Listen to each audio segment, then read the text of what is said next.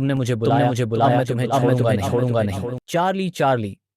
एक डरावनी कहानी। रात के करीब 11 बजे थे। सन्नाटा हर ओर पसरा हुआ था। छोटे से गांव में काली रात के साए तले घरों की खिड़कियां बंद थीं। गांव के किनारे स्थित एक पुराना टूटा फूटा घर था जिसे सब लोग भूतिया हवेली कहते थे। उस घर को लेकर कई कहानियां थीं, लेकिन कोई भी उनमें विश्वास नहीं करता था। रवि, नेहा, आकाश और पूजा 4 दोस्त थे। उन्हें डरावनी कहानियों और रहस्यमयी घटनाओं में बहुत रुचि थी। एक दिन उन्हें चार्ली चार्ली खेल के बारे में पता चला। यह खेल एक आत्मा को बुलाने और उससे सवाल पूछने के लिए खेला जाता था। नेहा ने सबसे पहले सुझाव दिया, चलो इस बार कुछ अलग करते हैं, हम भूतिया हवेली में चार्ली चार्ली खेलते हैं। आकाश ने झिझकते हुए कहा, क्या ये सही होगा? लोग कहते हैं वहां सच में भूत है। लेकिन पूजा और रवि ने हंसते हुए कहा, अरे डरने की क्या बात है, भूत वूत कुछ नहीं होते, ये सिर्फ कहानियां हैं। अगली रात चारों अपने अपने मोबाइल और टॉर्च लेकर भूतिया हवेली पहुंचे। हवेली के दरवाजे जर्जर और टूटी हुई लकड़ी के थे। अंदर घुसते ही धूल और सड़न की बदबू ने उनका स्वागत किया। कमरे में टूटी हुई खिड़कियां, उखड़ी हुई छत और अजीबोगरीब निशान दीवारों पर थे। यही सही जगह है, नेहा ने कहा। उन्होंने कमरे के बीच में एक लकड़ी की मेज रखी।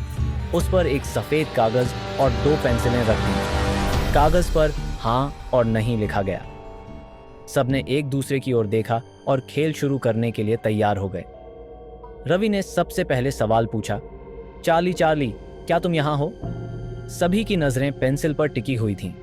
कुछ देर तक कुछ नहीं हुआ। पूजा हंसते हुए बोली, ये सब बकवास है, कुछ नहीं होने वाला। लेकिन तभी पेंसिल धीरे धीरे हाँ की तरफ हिलने लगी। कमरे का तापमान अचानक गिर गया। हवा में अजीब सी सर्दी फैल गई।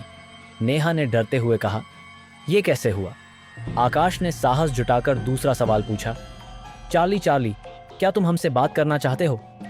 इस बार पेंसिल और तेजी से हाँ की ओर हिली। तभी दरवाजे पर जोर से दस्तक हुई।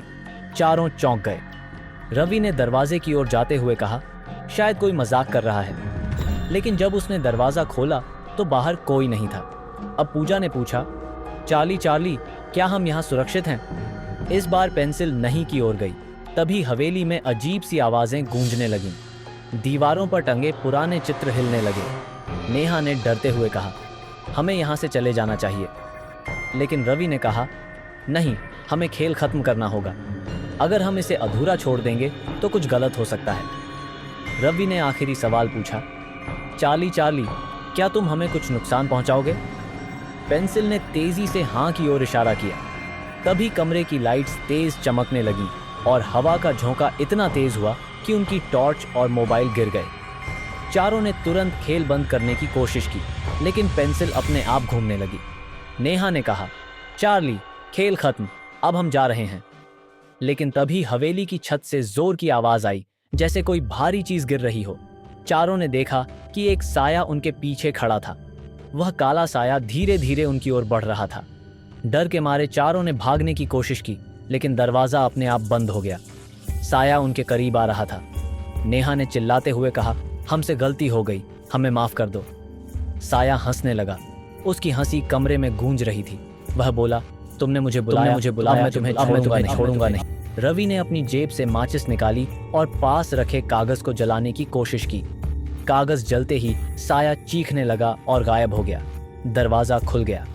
चारों ने तुरंत भागकर हवेली छोड़ दी। वह रात उनके जीवन की सबसे डरावनी रात बन गई। उन्होंने निश्चय किया कि अब कभी किसी आत्मा को बुलाने का प्रयास नहीं करेंगे।